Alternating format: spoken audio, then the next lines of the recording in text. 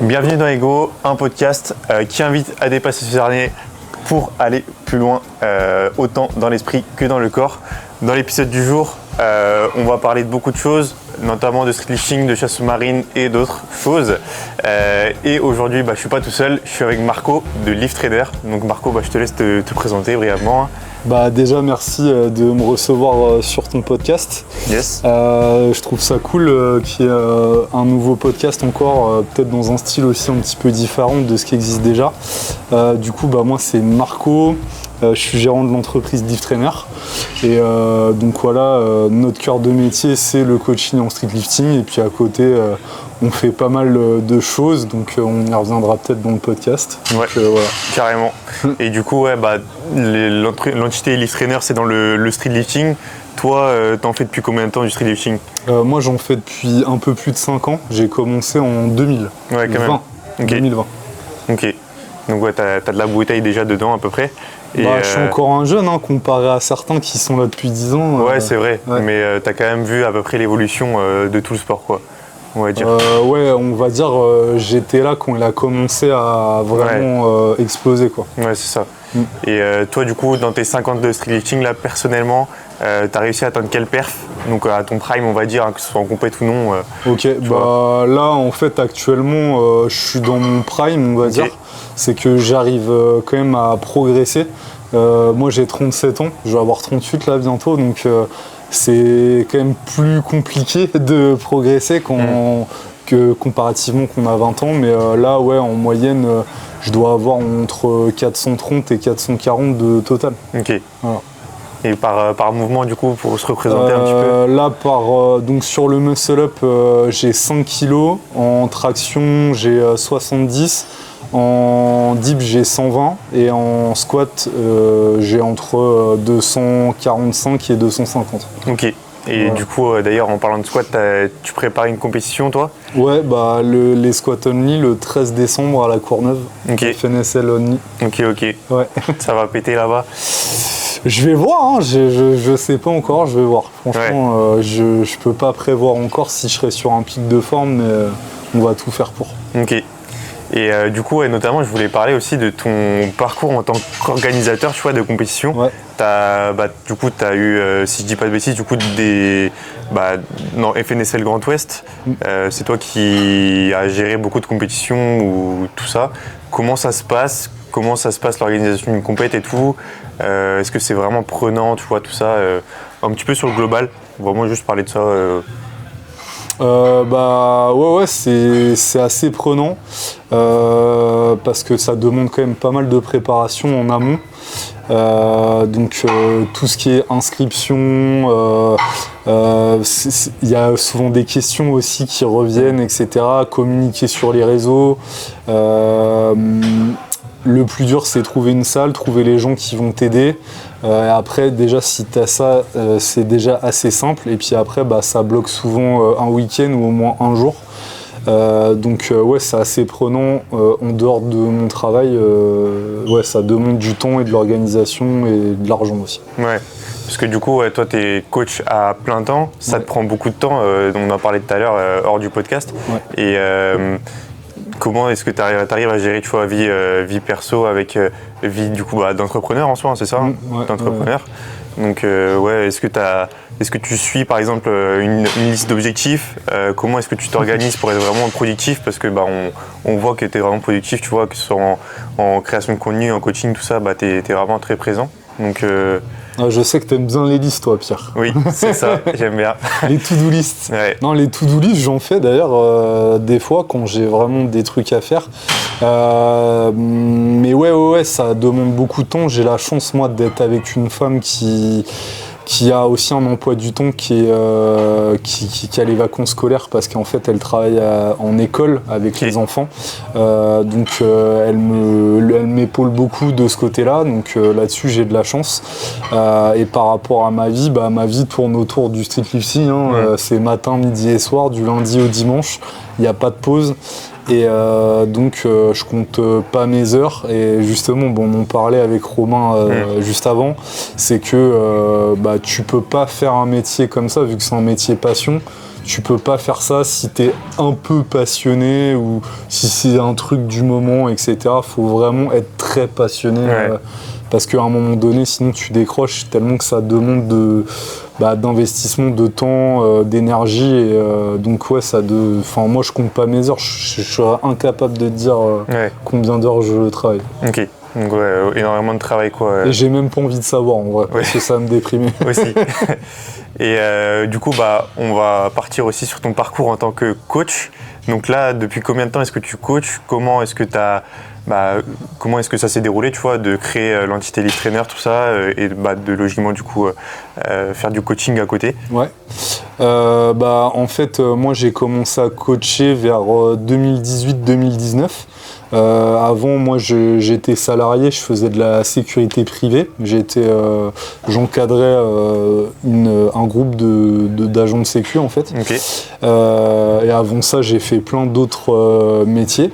Et donc je coachais à partir de 2018-2019. 2019, je repasse mon BP. J'ai passé un BP.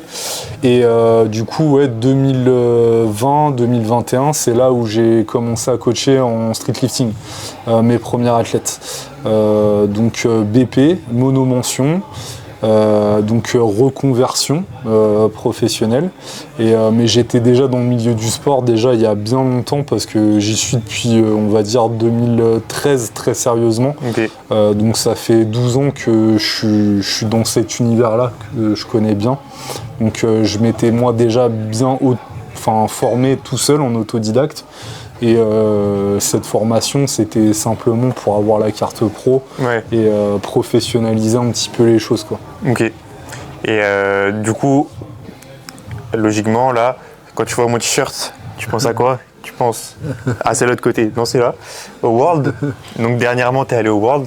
Et tu as accompagné du coup une athlète, Ludivine, c'est ça ? Ouais, 2 athlètes. Ouais. 2 athlètes, ouais. Ok. C'était qui l'autre ? C'était Fronzi. Ok, oui, c'est vrai. Tu as géré les matchs du coup, tout ça. Ouais. Est-ce que tu peux nous parler, tu vois, de comment ça s'est passé les Worlds ? Je sais qu'il y a eu pas mal de débats polémiques, oui, c'est ça, autour. Moi, j'ai pas pu les regarder malheureusement, mais est-ce que tu peux du coup nous en parler et aussi nous en parler de Fronzi et Ludi, ce qu'ils ont pu réaliser, même si je sais déjà un peu. Mais... pour commencer par les athlètes à l'honneur, Ludivine, elle a fini championne du monde de sa KT en moins de 52. C'était une belle revanche parce que l'année dernière, le titre de championne d'Europe, il nous est passé sous le nez à 1,25 près avec l'italienne. Gros big up à elle. Et donc là, on a pris le titre. Ludivine, elle se refocus, elle se repose un peu. Et là, on a déjà posé un petit peu les jalons pour la suite. Et l'objectif certain, ça va être de reprendre un titre au championnat de France et aussi au championnat d'Europe l'année prochaine. Et Ludivine, je l'ai pris en coaching, ça faisait quelques mois seulement qu'elle faisait du streetlifting. Elle venait de faire sa première compétition interrégionale à Grand Ouest, c'était la première édition en 2023 je crois. Okay. Vraiment elle a un parcours génialissime que je pense toutes les femmes rêveraient d'avoir. Après, elle est vraiment très investie. C'est vraiment l'athlète parfaite que tout le monde a envie de coacher, Ludivine, parce qu'elle se tient à ses objectifs, même si des fois elle a des périodes de doute et tout. Elle est humaine, mais elle est vraiment déterre.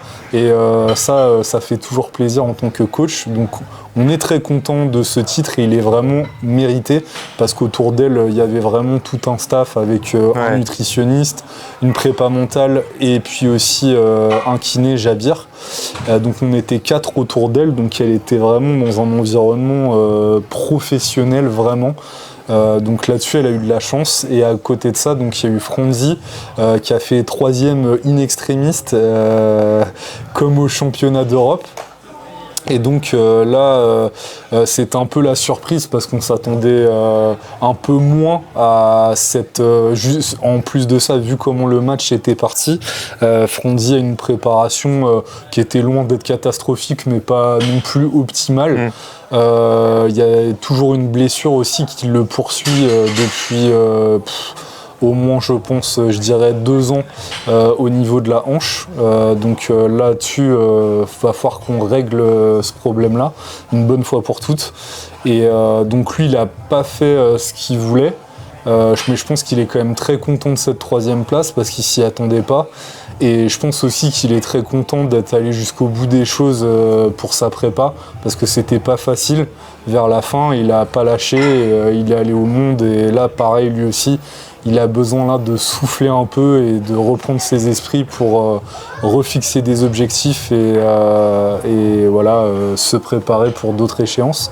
Et puis concernant dans un deuxième temps donc les championnats du monde, les championnats du monde, des perfs vraiment incroyables. Je trouve que ça a été vraiment la renaissance de la France cette année comparativement à l'année dernière. Beaucoup de médailles. Voilà, on est arrivé premier au classement des nations sur cette compétition. Donc moi, en tant que Français, pour moi, c'est une grande fierté.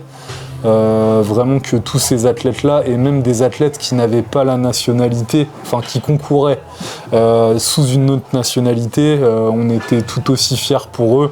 Je pense à Lionel, je pense à Choura.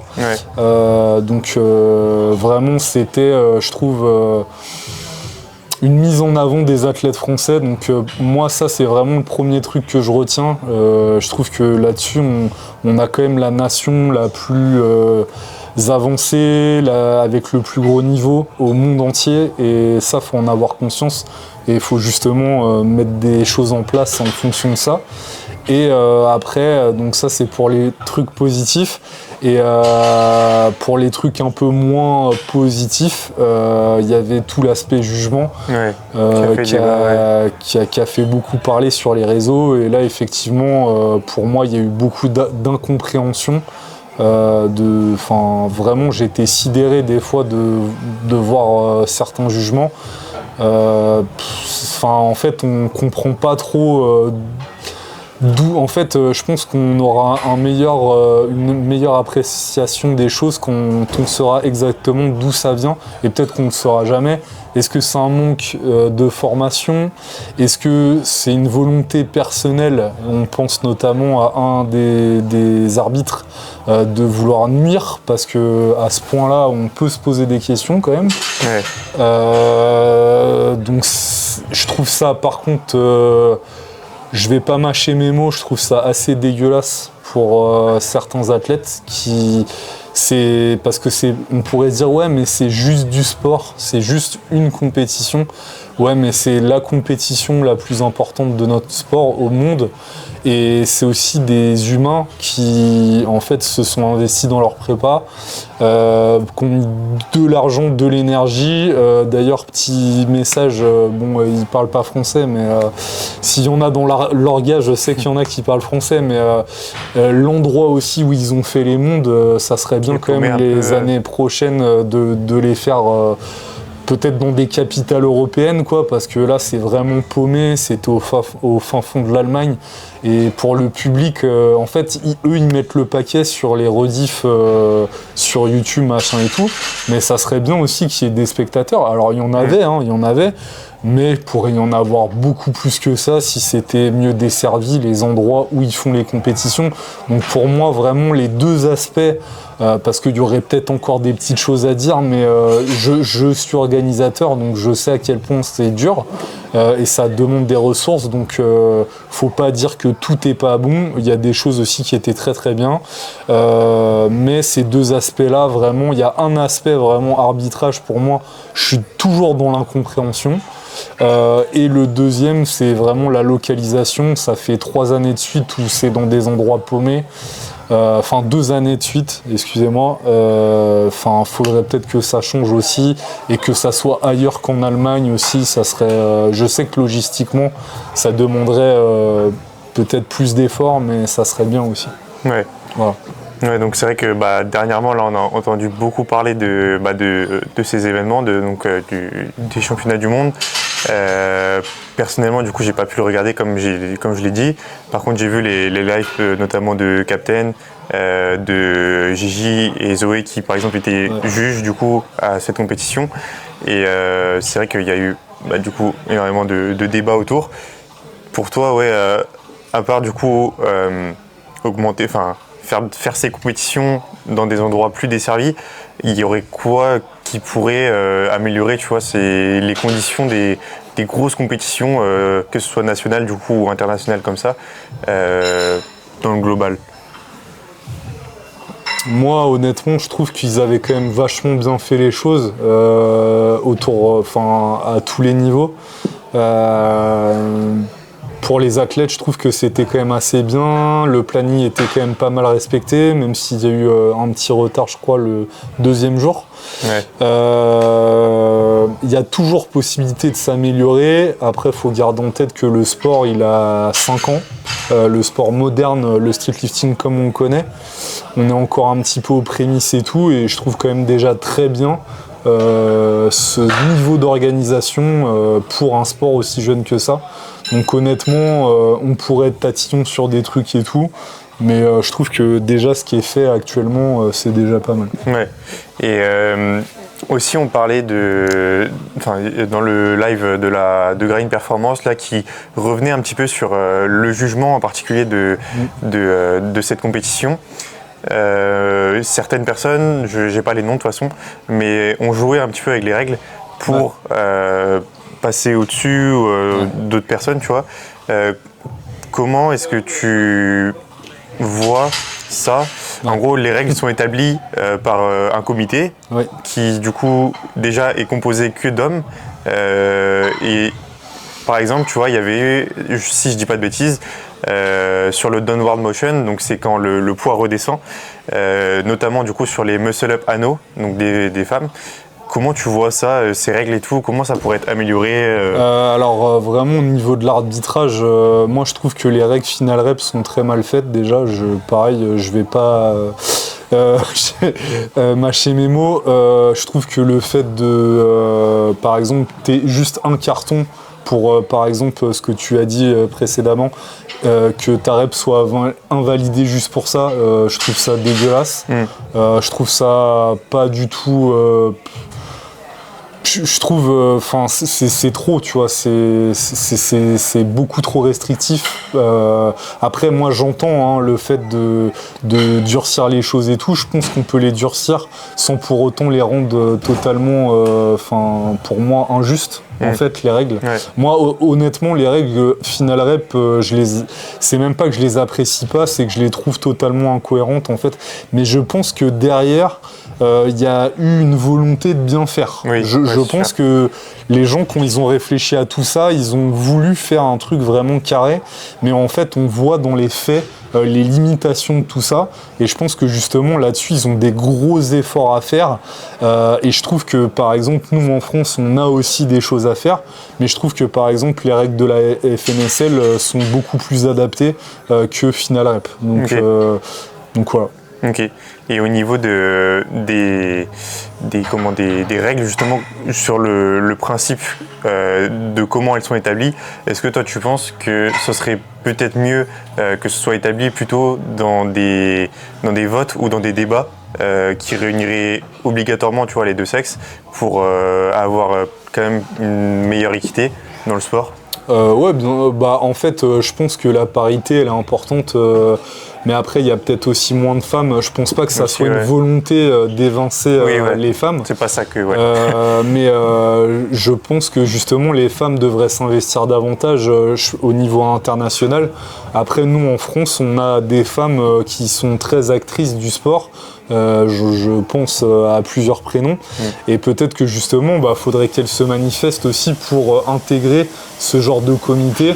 Et je pense que peut-être Final Rep devrait pousser aussi un petit peu ce truc-là pour aller chercher des femmes et tout, pour avoir des retours aussi un petit peu plus concrets.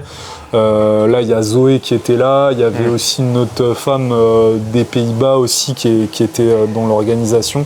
Mais c'est vrai que c'était plutôt masculin. Le sport est plus masculin dans tous les cas. Mais ouais, je pense qu'avoir des femmes aussi, ça peut avoir déjà rien que pour les règles pour les femmes. C'est elles qui sont mises en cause et je pense que c'est elles du coup qui auront un jugement encore plus objectif que les hommes sur ces règles-là. Ouais, ça c'est vrai que c'est très cohérent, c'est sûr. Et là, du coup, on a vu à peu près, on a fait à peu près le tour, tu vois, des Worlds, même si on pourrait en parler pendant des heures et tout.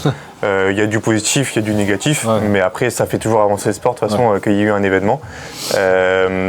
Et du coup, là, moi, on va changer de sujet un petit peu, mais c'est plutôt, ouais, c'est ça, sur ton entité de coaching. Comment est-ce que tu vois l'évolution? Est-ce que tu as des projets et tout? Est-ce que tu peux nous parler de ça un petit peu? Ouais, carrément. J'ai toujours des projets avec Lift Trainer. D'ailleurs, je pense que plus globalement, si tu n'as plus de projet avec ce que tu fais, c'est que ton truc il est en train de mourir. Même dans la vie en règle générale, si tu n'as plus de projet, c'est que tu es proche de la mort. Il y a toujours des projets. Là, du coup, on a fait une annonce récemment qu'il y a deux coachs qui vont intégrer l'entité. Donc, on sera 3. Il y a d'autres projets. Là, je suis sur toute la refonte du site internet Lift Trainer. On fait un taf de malade avec le développeur. Le site, il va être vraiment incroyable. Franchement, sans nous vanter, ça sera le plus beau site de streetlifting en coaching. Enfin, j'ai jamais vu. Enfin, de toute façon, très peu en ont déjà des sites. Donc ça, c'est un gros projet que j'ai déjà depuis un moment. J'avais déjà un site, mais qui était un petit peu bancal. Là, c'est vraiment un gros truc que je suis en train de mettre en place. Après, il y a aussi des projets au niveau de la structuration et la gestion des top athlètes au sein de l'entité Lift Trainer. Donc ça, on communiquera, je pense, plutôt en fin d'année là-dessus. Après, plus globalement, il y a d'autres projets aussi, mais au global, c'est toujours ce développement. Et tu vois, on a des objectifs en termes de nombre de coachés, etc. Et de développement en règle générale. On est toujours dans la volonté d'avoir plus d'athlètes, d'avoir plus de visibilité, faire du contenu aussi de meilleure qualité, essayer de se renouveler aussi. Des fois, ça, c'est pas évident. On essaie aussi toujours d'avoir une longueur d'avance, de faire des trucs que les autres font pas. Voilà, tout ça, ça demande du temps. C'est hyper passionnant, c'est hyper prenant et tout. Et toujours ce truc de développement et de faire des choses qui n'ont jamais encore été faites. Là, récemment, cet été, on a donc annoncé le fait d'avoir un écosystème au niveau des professionnels de santé avec un kiné, un nutri et une prépa mentale. Donc ça, c'est un petit peu novateur aussi dans le domaine du streetlifting. Ça s'était jamais fait. Donc voilà. Il y a d'autres projets, bien sûr, qui arrivent. Donc beaucoup de travail mêlé, on va dire, avec la passion, quoi. Ouais, de ouf. C'est ça qui est bien. Ok, donc on a eu une petite coupure, on revient avec Marco, malheureusement. Mais du coup, j'allais te demander du coup ton top 3 d'athlètes de streetlifting, que ce soit féminin et masculin, du coup. Ok, donc chez les femmes, donc en première position, Ludivine, c'est sûr à 100%. En deuxième, j'avais dit une anglaise, Wibi là, je sais plus en quel KT, peut-être moins de 63, je crois, qui a un muscle-up bar à 15 kg. Moi, je trouve ça fou. Et après, Myriam, en moins de 70, qui, je pense, a un énorme potentiel. Chez les hommes maintenant, en moins de 66 en France, Corentin. Je l'ai souvent cité dans mes podcasts, mais pour moi, je trouve que c'est un athlète exemplaire sur le côté sportif et sur la régularité, surtout. Parce que maintenant, ça fait des années qu'il s'entraîne. Et après, j'avais dit qui ? J'avais dit... T'avais dit un que je connaissais pas, moi. Ah oui, Nico de la SWAT. Ah si, oui, je connais. Parce qu'il ne veut plus faire de streetlifting, mais moi je pense que je vais réussir à le reconvertir et à le faire venir dans le droit chemin. Et parce que lui, il a 42 ans et il arrive encore à avoir des super perfs pour son âge. Et il y a Maxime aussi, qui doit avoir 35 ans, en moins de 80. Et lui aussi, il a des perfs de ouf. Il a fait la Ice Cup. Et lui aussi, je trouve qu'ils sont inspirants. Et pour moi, ça serait mon top 3 chez les hommes. Ouais. Il y avait une athlète, non, à Final Rep qui a fait 30 kilos au Muscle Up, aux anneaux. Ah ouais, je n'ai pas son nom non plus, mais solide. Et du coup, on parlait de Nico et de Maxime, qui du coup ont quel âge, 35 et plus de 35 du coup, c'est ça 42, ouais. Ouais, 42. Et tu vois, Nico, il arrive toujours à perf, malgré d'ailleurs le fait qu'il ait une maladie. Et franchement, ça, c'est vraiment respectable plutôt. C'est vraiment solide. Et du coup, le parallèle qu'on avait fait, c'était par rapport aux catégories d'âge qu'il n'y a pas en streetlifting, contrairement à d'autres sports de force comme le power. Et qu'est-ce que tu en penses, toi, globalement, d'introduire, tu vois, des catégories d'âge dans le streetlifting? Je trouve que c'est très bien pour le développement du sport, que ce soit pour les juniors et aussi les masters. D'ailleurs, attends, je vais faire un truc pour pas qu'on se fasse douiller. Et j'aurais dû le faire depuis tout à l'heure. Ah ouais, putain, pas con. Voilà. Donc ça, je pense que ça sera mis en place dans les années à venir, à mon avis. Et, je pense que ça peut que être positif pour le sport. Ouais, ok. Et écoute, sur le côté streetlifting, tout ça, je pense qu'on a fait à peu près le tour, honnêtement. Et il faut savoir que Marco et moi, du coup, on partage une passion commune, une passion de breton même, je dirais. La danse bretonne. Ouais. Non, honnêtement, du coup, est-ce que je peux te laisser du coup présenter un petit peu ce que c'est cette passion et dire ce que c'est finalement, quoi. Donc cette passion, c'est la chasse sous-marine. Puisque on est en Bretagne, donc on a vraiment les spots adéquats pour ce sport-là. Et un sport qui mêle, on va dire, endurance, apnée, patience. Donc c'est quelque chose qu'on fait sans bouteille, qu'on fait généralement à deux pour être en sécurité. Donc l'équipement, c'est quoi? C'est un masque, un tuba, une combi, des gants, des chaussons, des palmes, des palmes adaptées, pas juste des palmes pour le snorkeling. Et c'est des grandes palmes. Après, on a une dague aussi pour, on va dire, tuer les poissons, abréger leur souffrance. On a un attache poisson d'ailleurs, des fois. On a donc un harpon, avec différentes tailles de harpons pour des usages différents. On a une bouée et on a un sac à poissons pour mettre les poissons. Et puis en gros, c'est ça, quoi. Ouais, c'est ça. Et du coup, toi, t'en fais depuis combien de temps, ça, de la chasse sous-marine? Depuis 4 ans. Ouais. Donc ça commence à faire déjà plus que moi. Et on parlait du coup aussi de tes records personnels, on va dire, en termes de prise et d'apnée profondeur, tout ça. Est-ce que tu peux... Du coup, sur les poissons, donc, il y a 2 ans, j'ai fait un bar de plus de 55 qui faisait 3 kilos. Donc ça, c'était vraiment le plus gros bar que j'ai pris. D'ailleurs, j'ai la vidéo là. Incroyable, parce que moi, j'ai une GoPro, t'as vu, j'ai une GoPro quand je fais des sessions. Et puis après, le poisson dont je suis le plus fier, c'est une dorade royale de 2,5 kg que j'ai fait dans le Morbihan. Là. Et ça, c'est mes plus gros souvenirs. En termes de profondeur, c'est maxi 15 mètres que j'ai dû faire, mais tu sais, la plupart du temps, moi, je dépasse pas les 5 mètres sur les spots où je vais. Et après, en termes de temps d'apnée, 1 minute 30 qui peut paraître nullissime quand je vois des mecs des fois rester. Je me dis, mais c'est quand il remonte en fait? Il a des bronchies ou c'est comment? C'est clair. Et les gens, quand on fait pas en fait cette pratique, c'est vrai que c'est très difficile déjà de visualiser ce que c'est, et surtout d'autant plus de visualiser les performances, que ce soit en termes de profondeur, d'apnée, tout ça, de temps d'apnée. Le temps d'apnée, du coup, c'est quelque chose qui s'améliore et qui s'entraîne, que ce soit du coup à sec ou dans une piscine ou dans la mer justement. Et la profondeur qui est très difficile à se représenter. Donc Marco qui disait, lui, il avait plus de 15 mètres sur ses records.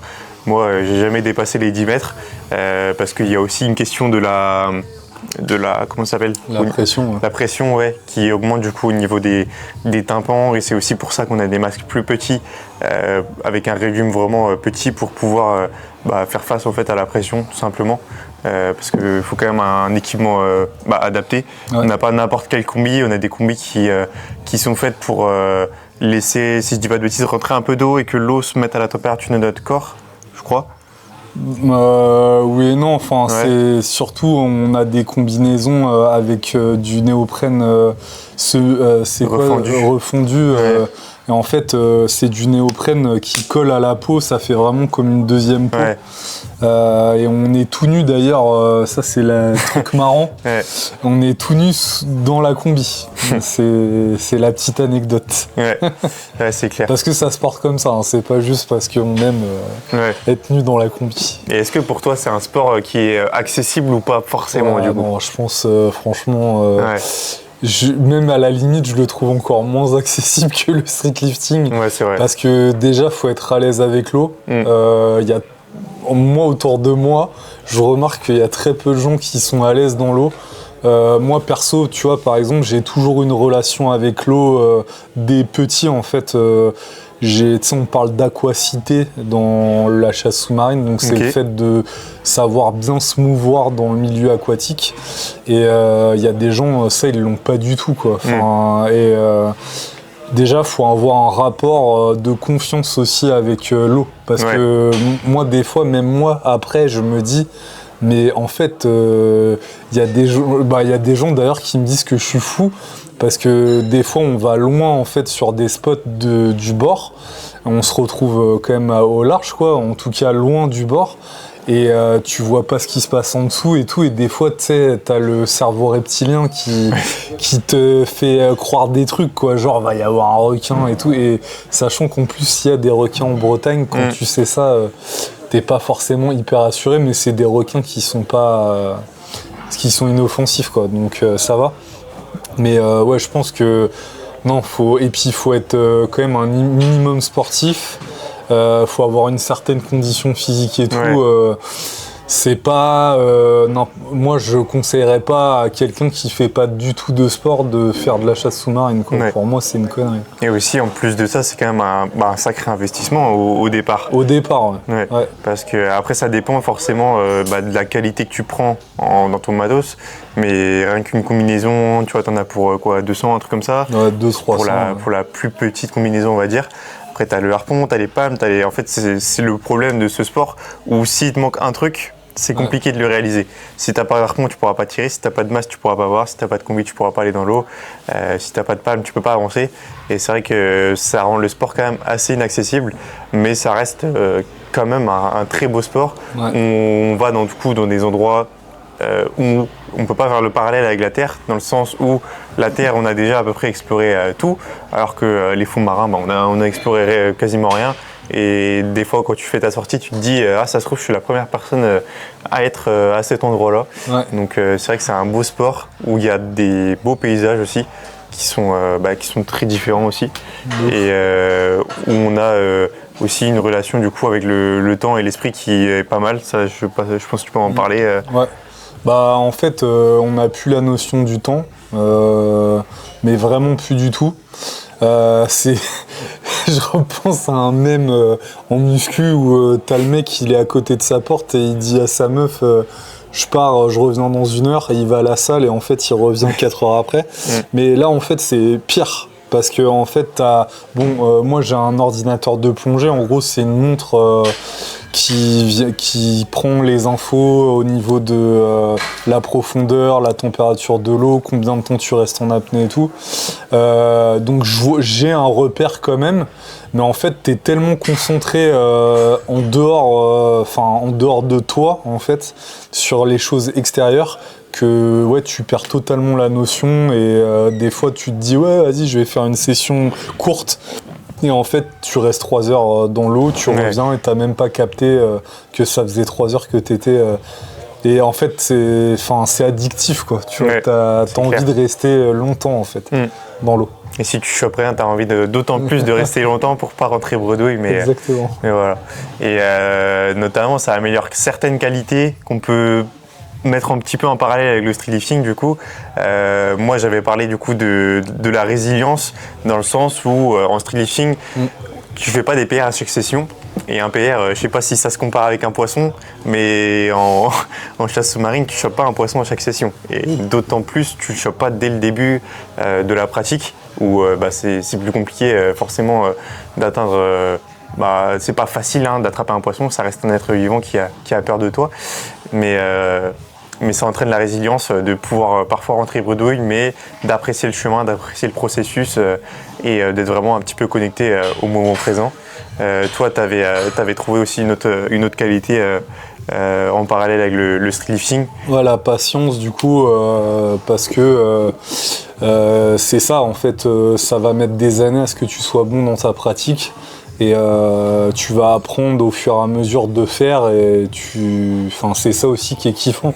C'est le chemin et quand tu as plusieurs années de pratique, après tu deviens le boss de la chasse sous-marine et tu ramènes 20 000 poissons et tu nourris toute ta famille avec, quoi. Ouais. C'est ça qui est beau aussi avec ce sport, c'est que tu tues pas pour le plaisir. Il faut savoir aussi qu'il y a beaucoup de réglementations, notamment en France. Où tu tues pas le nombre de poissons que tu veux et pas la taille de poisson que tu veux. Enfin, tu tues pas un poisson de 3 cm, quoi.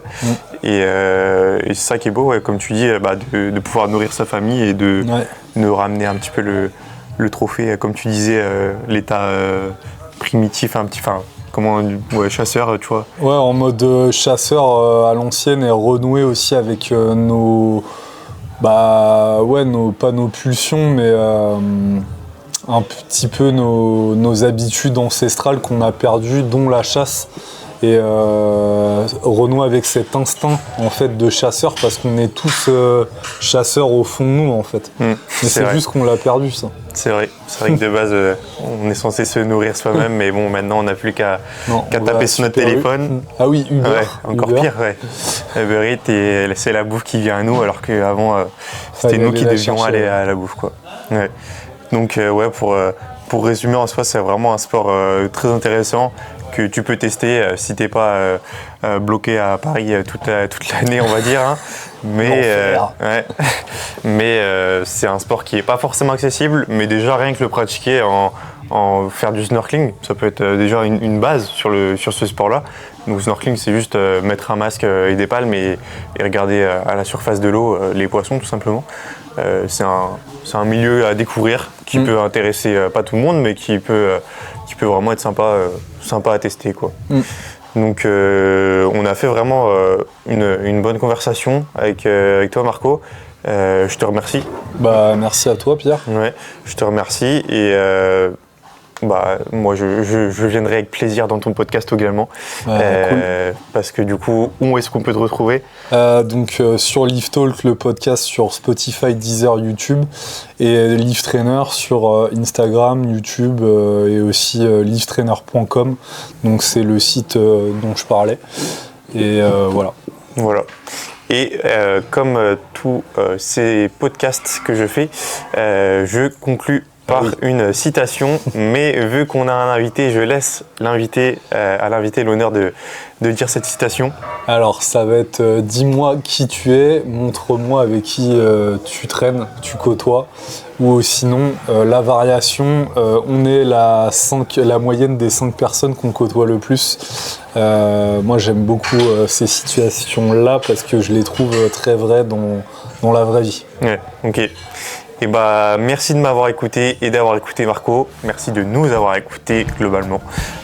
On se retrouve prochainement dans un autre épisode et je te souhaite une bonne journée, une bonne soirée. À bientôt. Ciao.